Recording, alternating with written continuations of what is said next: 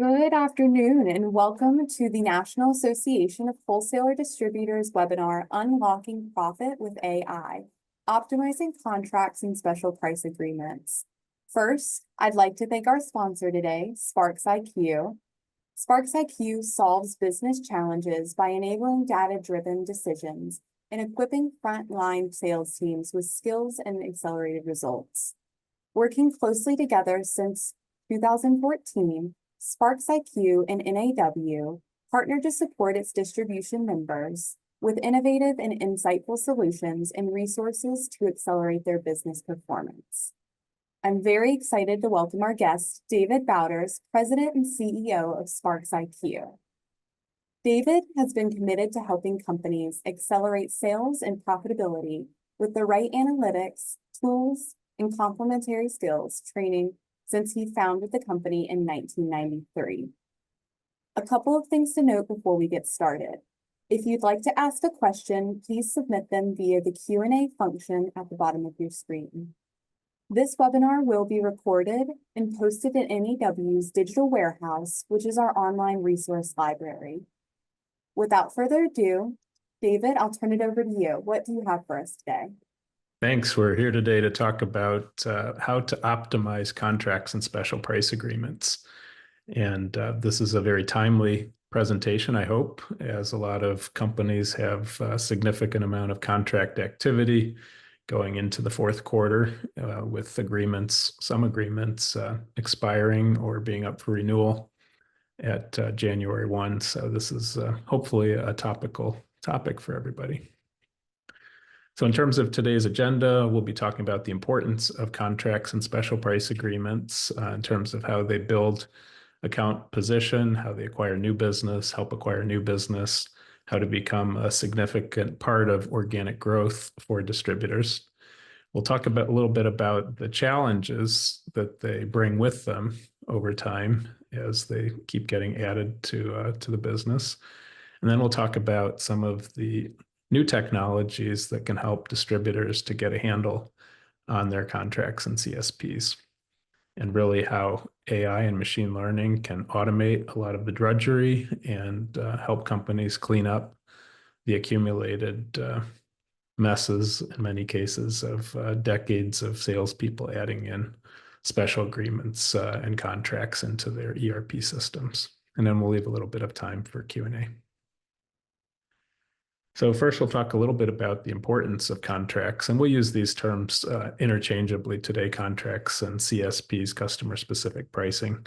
A lot of the agreements are not technically contracts, but they represent commitments to customers, and so we use those terms more or less interchangeably today, because from a data perspective and an analytical perspective, they have a lot of common characteristics. So first of all, we know that contracts and CSPs are very important for distributors. In fact, as we look across a broad cross-section of verticals, we see for really strong distributors, contracts can represent 50% or more of their annual revenue, depending on obviously the vertical market that they're in and the customer base that they're targeting. And we know that based on buyer preferences and the competitive landscape, that contracts are essential to being able to win the business. And whether it's an ongoing account relationship or key projects, these all have very visible and price competitive environments. And companies really have to sharpen their pencils and become much more focused in how they approach these accounts. So we know that there's a lot of benefits to contracts and CSP. They're really about new customer acquisition. If they're structured correctly, they can improve loyalty of customers over time. We also know that with the right structure, they can not only acquire new business, but also become a significant engine of growth and profitability as companies properly and effectively manage the structure of those contracts. Over time, with the right pricing in place, they can help drive greater adoption and lead to higher market basket diversity in terms of how customers buy from those agreements. And because they're structured, and focused on specific large account, typically larger account opportunities, they can often help lead to vendor cost support in the form of rebates or special pricing from those vendors, which help us to increase the profitability, help to use vendor money to acquire new customers, and to drive the long-term health of the business. With contracts, we also help to formalize how buyers buy from the distributor, and this can help to increase stickiness of that customer relationship, reduce churn, and overall provide a stronger base of stable growth for companies. They also can help because they anticipate price sensitivity of different customers. They can help to lower manual overrides while increasing the process discipline that leads to profitability. So the challenge of these types of agreements comes from a few basic attributes that we'll talk about here today. So part of it is how they fit into the margin mix of a company, and part of it is about complexity. So one of the things we know about contracts is that they are significantly more complicated in terms of the sales process and how we engage with customers. We also know they go through multiple rounds of competition to get the customer's business. They often have to be negotiated on a prolonged basis with special terms and conditions. Also, we know that the sheer complexity of these agreements can become overwhelming over time. It's one thing to review a single contract on a timely basis, but as we start to add dozens or hundreds or thousands of contracts, each with dozens or hundreds of line items or more, we end up with a very significant amount of complexity in terms of what has to be managed and maintained within the ERP system. And we also know that many contracts have varying durations. They may have varying expiration dates, which just adds a whole nother layer of complexity to the management and review process. So the most important thing is that to understand here is that contracts and CSPs have a significantly lower margin performance compared to standard system pricing. So typically companies may have 50% or more of their revenue in that particular class compared to their standard pricing or even their overrides and manual pricing. And as we look at the margins, we typically see over 1,000 basis points lower performance on contracts and CSPs compared to standard pricing, which is similar to what we see with manual override type pricing. So over time, the tricky part is the sheer amount of complexity that sits in contracts and CSPs, the amount of revenue that's going through this particular pricing method, and then also the significantly lower margins that they bring. So this is where if we aren't rigorous in how we manage CSPs, we can end up with a significant profit sinkhole in the business. So SPARXiQ has analyzed thousands of contracts and looked at what are the positions that salespeople make when they assign products on or off contract. What we've seen is there's an extremely high level of variability in how effective salespeople are at understanding what should be on or off contract, and the consequences, of course, are very high. So if we look at a customer's total purchases from a distributor, we'll see that on average, 37% of the items that customer buys have been correctly positioned within the contract. And that's important because that's what drives wallet share on the most visible and sensitive products. You can see how much variability there is around that number, though. In the top quintile, they have 51% of what's supposed to be on the contract, whereas at the lowest quintile, only 7% is there.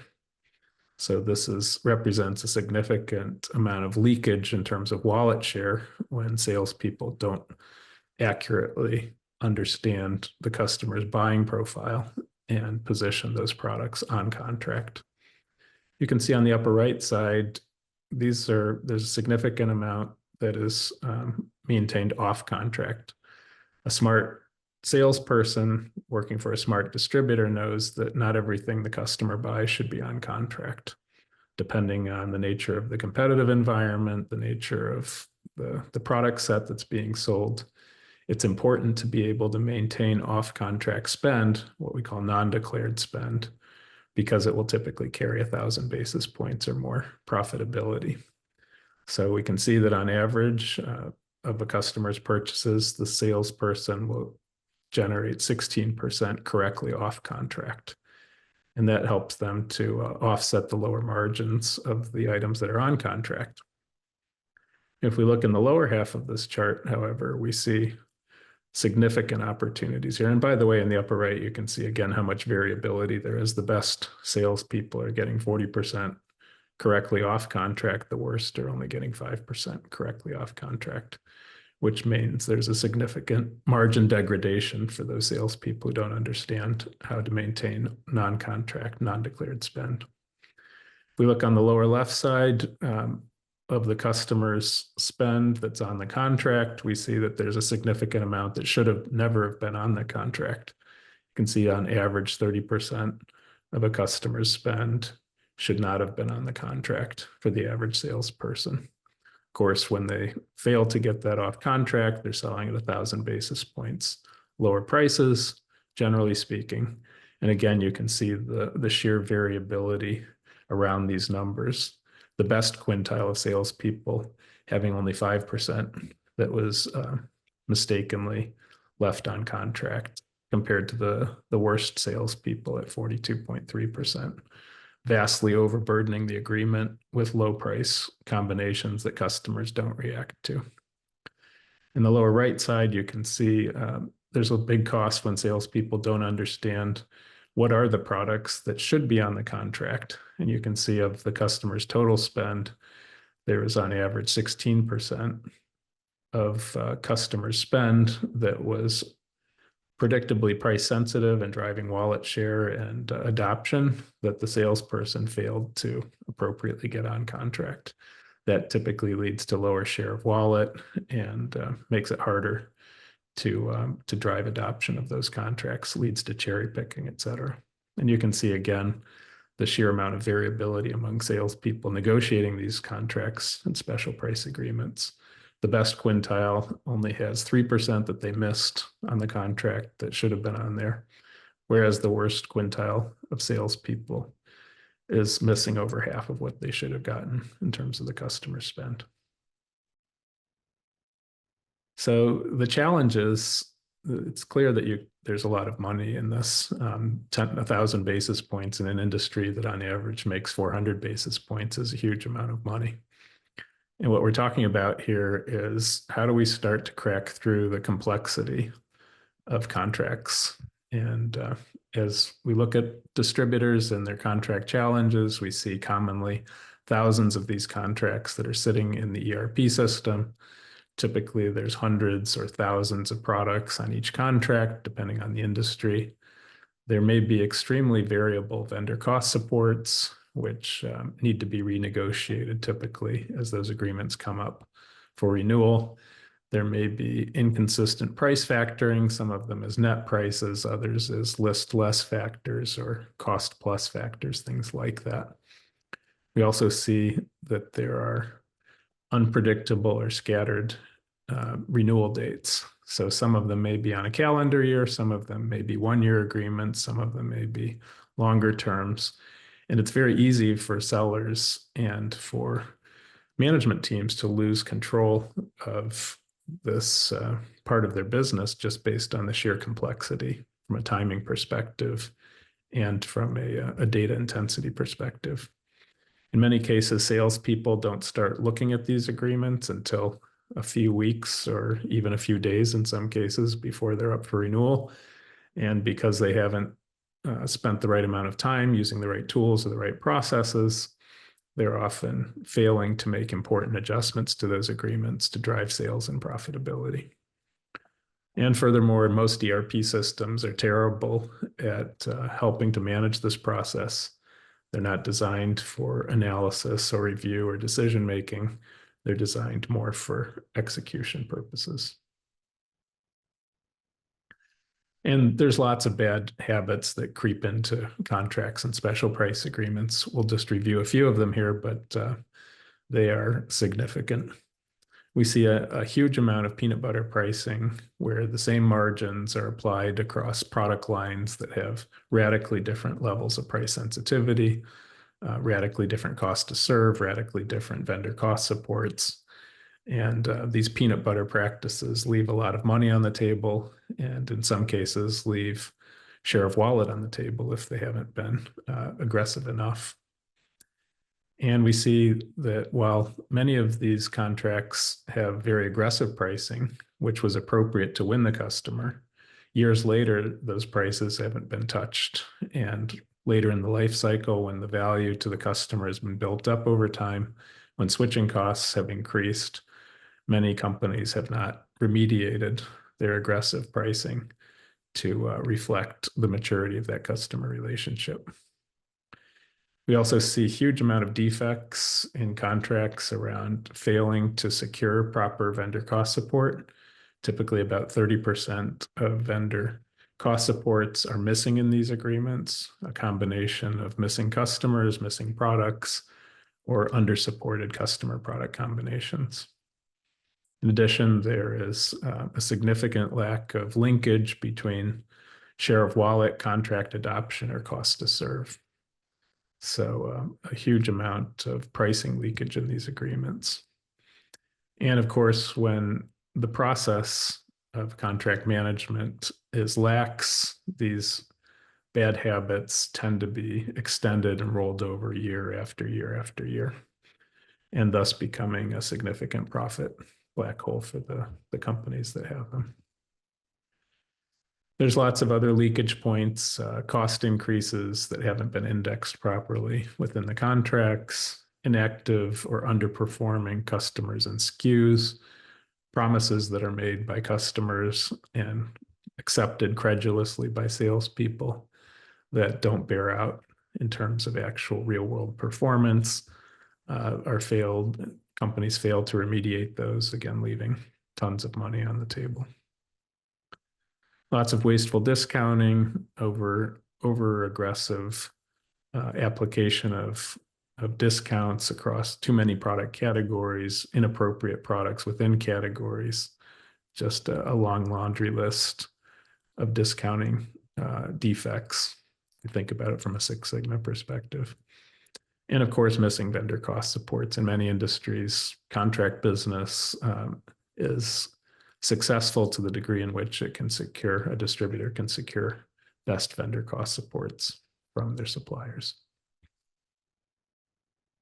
Talked a little bit about that whole customer life cycle issue and the importance of adapting customer pricing over time as life cycle positions change. And many companies just haven't developed any metrics of customer life cycle position or considerations. And lots of times these agreements accumulate lots of new baggage over time as salespeople keep adding new products to the agreements, not pruning appropriately the products that shouldn't be on the agreement. Over time, more and more revenues being sold at lower margins into mature customer relationships. And this whole issue of rolling expiration dates, salespeople not being able to keep track of when they need to review, not having the tools, the training, the process, the technology to effectively review those agreements, trying to weed through them in Excel spreadsheets and other clumsy tools like that leads to a significant amount of just rolling over of agreements without proper review. So with the sheer complexity of these agreements in terms of timing, in terms of number of products, number of customers, these can quickly grow into hundreds of thousands of line item records in the contracts or special price agreement databases of companies. The complexity of all of this has often escaped the company's ability to manage and to optimize and to rationalize those agreements. Fortunately now, through machine learning and artificial intelligence, there are tools that can help to automate a lot of the tedious parts of contract review, be able to apply best practices from successful sellers to help average sellers to be able to improve their approvals and review of these agreements, the pruning of these agreements, et cetera. And although it's necessary to keep humans in the loop with these types of tools, it's extremely important for distributors to really revisit how they manage contracts and CSPs. It is becoming increasingly common in competitive industries for companies to use these types of tools, and distributors who don't use them will find themselves with lower sales, lower margins, or both. So some of the tools from AI can really help sellers do some important housekeeping here in terms of how they manage their agreements.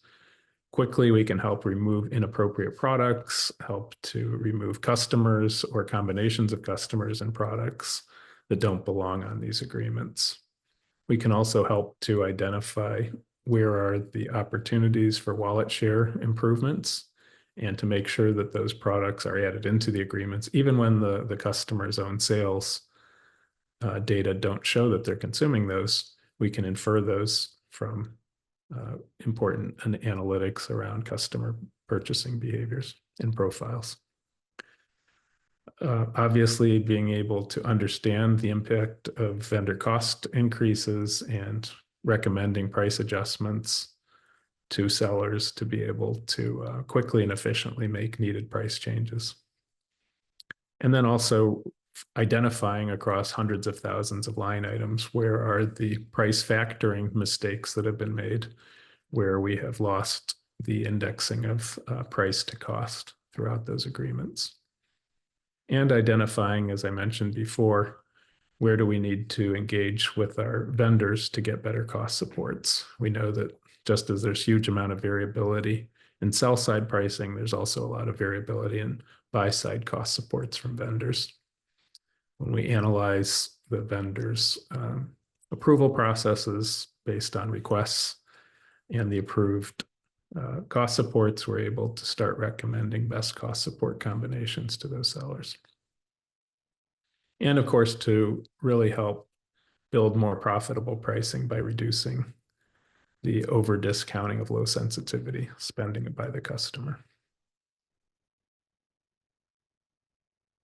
So we talked about the importance of these CSPs, but also the complexity of it. When you've got so many vendors, so many different customer SKU combinations in the ERP system, all of these floating expiration dates, it becomes especially important to automate and to apply new tools to make this process more complete, lower effort, and also to improve the results of it.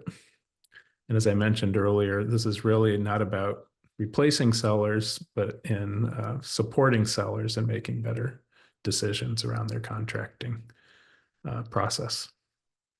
And we do believe this will be a significant competitive advantage for companies where contracts are important.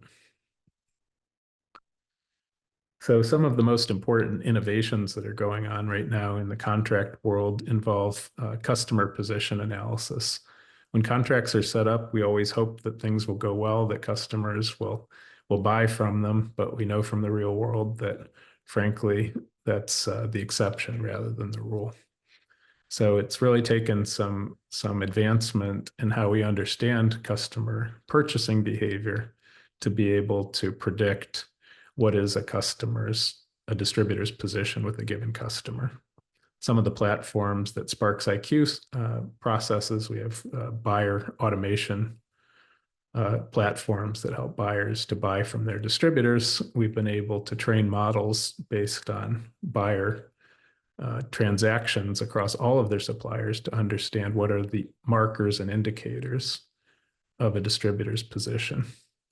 And with these types of tools, we're able to help really assess what is the contract customer engagement level, what is their adoption rate, and how do we start to adapt the life cycle pricing based on that. One of the most important insights we've gained is that typically distributors can improve their margins on their contract business by between 200 and 400 basis points, while also improving how buyer-centric they are with their customers. So contract position analysis is extremely important. And we've really got 4 types of customer buying behaviors that we see commonly in distribution. Obviously, can vary based on the vertical or the sub-verticals in different markets. But there are 4 different types that SPARXiQ has identified. There's the primary supplier, which is where a distributor has achieved both high share of wallet as well as high market basket diversity. There's secondary suppliers, that's in the upper right. On the upper left, you'll see secondary suppliers. This is where they're getting a significant amount of diversity, but they're not getting the appropriate share of wallet in many of the categories that they're selling into. And then we have tertiary suppliers, which is in the lower left, where they're low on both diversity as well as share of wallet. And then in the lower right, we have a couple of specialist categories where they are getting significant share of wallet in a relatively narrow market basket. One of the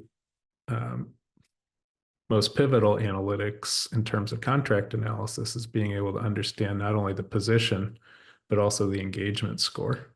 So every customer's position can be scored in terms of how effectively or how significantly they're buying from a given distributor, and we're able to assess the gaps based on their less than optimal engagement scores. One of the most important things we talked about was customer life cycle, and we know over time that customers will change how their position looks from one period to another, and as we come through the renewal process, we want to be able to identify which customers are changing positions. And here you can see a sample analysis that SPARXiQ provides for some of its contract analysis, where we show what's going on and how many primaries are turning into secondaries, tertiaries, et cetera. And we want to be able to adapt our pricing either to capture better pricing when we move up in terms of position, or being able perhaps to use carefully targeted discounts when there's a deterioration in customer position. And over time, we can start to build dashboards for contracts that show how many of the contracts are performing at primary, secondary, tertiary, or specialist levels. And as we start to understand that more dynamically, we're able to update our pricing standards. We're able to prune and optimize contract structures. In many cases, there's gaps not only in terms of engagement scores, but also, of course, purely in pricing or sales performance. We also know that there can be very significant differences in net profitability across these agreements. So as you get into the contract space aggressively, you want to be managing and measuring net profitability, not just gross margin profitability. And these new tools are able to help you really rigorously understand the true position that you have in all of these dimensions. So there are a few basic types of outputs that come from this type of work. One is really building the appropriate recommendations for different types of customers, getting their pricing squared away. Another is helping to secure appropriate vendor cost supports and making sure that vendors are playing the appropriate role in winning these deals.